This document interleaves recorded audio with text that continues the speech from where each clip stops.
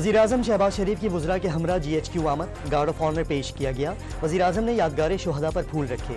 वज़ीर-ए-आज़म और काबीना को अस्करी तैयारियों और इलाकाई और कौमी सलामती पर ब्रीफिंग दी गई। सुन्नी इत्तेहाद से इत्तेहाद पर PTI के अंदर से आवाज़ें उठने लगीं।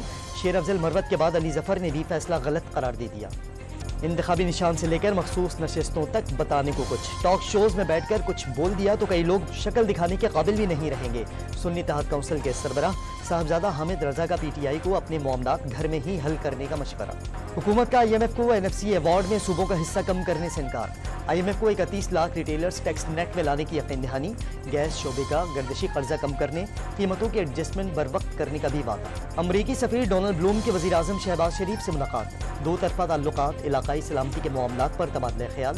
शहबाज शरीफ ने अमरीकी सफीर से डॉक्टर आफिया का मामला भी उठाया। कौमी असम्बली ने 7 ऑर्डिनेंस की मुद्दत 120 रोज बढ़ाने की करारदाद मंजूर कर ली। अपोजिशन का हंगामा, पीपल्स पार्टी ने ऑर्डिनेंस के खिलाफ तकरीर करके हक में वोट दे दिया। वज़ीर आला बलोचिस्तान को डॉक्टर बनकर ब्रीफिंग देने वाले मेल नर्स के खिलाफ मुकदमा दर्ज कर लिया गया। बुलान मेडिकल कॉम्प्लेक्स के दौरे पर मेल नर्स ने खुद को डॉक्टर जाहिर किया। लाहौर की शाह आलम मार्केट में इलेक्ट्रॉनिक्स के गोदाम में आग लग गई। रेस्क्यू टीमों ने आग पर काबू पा लिया। तंग गलियों की वजह से आग बुझाने में मुश्किलात का सामना करना पड़ा। और गजा में सिंधी फौज के इमदाद के मुंतज़िर फ़लस्तीनियों पर फिर हमला।